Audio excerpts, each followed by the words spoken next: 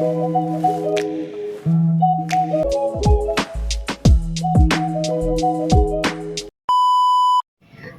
baik. Silakan Mbak Fatina ceritakan hal-hal apa sih yang mengganggu pikiran Mbak Fatina akhir ini? Saya tuh sekarang ini tuh nggak ngerasa nggak pede sama diri saya, Bu. Mbak Fatina merasa tidak percaya diri ya dengan diri Mbak Iya. Fatina. Kalau boleh tahu, kenapa Mbak Fatina tidak merasa percaya diri? Saya ngerasa orang lain tuh lebih berkembang daripada saya, Bu, sedangkan saya masih stuck di sini-sini. Mbak Fatina merasa insecure karena orang lain lebih berkembang daripada diri Mbak Fatina. Gitu ya.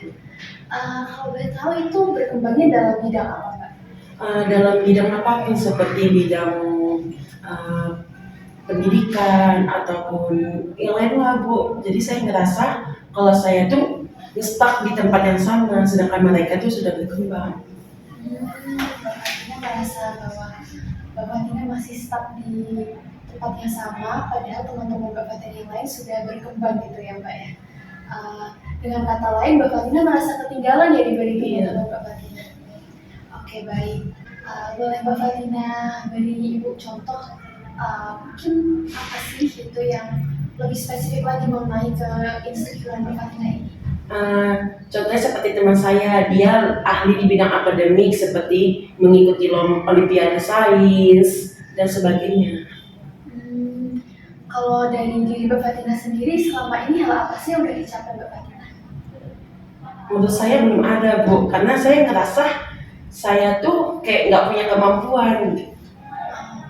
Jadi Mbak Fatina merasa bahwa diri Mbak Fatina belum memiliki kemampuan sehingga Mbak Fatina belum bisa mencapai hal-hal seperti yang teman Mbak Fatina ini capai gitu ya Mbak ya.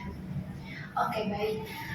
Dari pembicaraan kita sejauh ini dapat Ibu simpulkan bahwa Mbak Fatina merasa insecure karena Mbak Fatina merasa bahwa teman-teman Mbak Fatina ini sudah memiliki banyak pencapaian, sudah berkembang, sementara Mbak Fatina sendiri masih stuck di dalam situasi saat ini karena Mbak Fatina merasa bahwa diri Mbak Fatina ini belum memiliki kemampuan seperti teman-teman Mbak Fatina. Begitu ya, Mbak?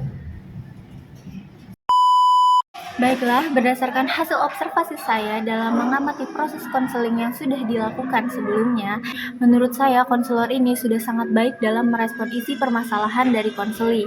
Konselor ini merespon berdasarkan urutan secara kronologis yang disampaikan oleh konseli.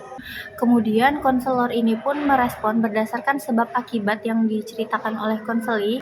Konselor juga memfasilitasi konseli untuk mengeksplorasi isi pembicaraan itu. Terlihat dari konselor yang selalu bertanya atau memastikan untuk memberikan respon kepada konseli apakah yang dia dengar itu sudah benar.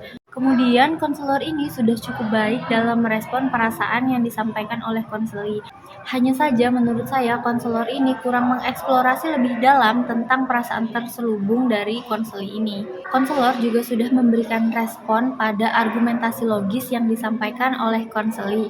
Namun menurut saya konselor ini kurang dalam memberikan respon pada argumentasi tidak logis yang disampaikan atau yang dikemukakan oleh konseli ini sendiri. Baiklah, mungkin itu saja yang dapat saya sampaikan. Terima kasih.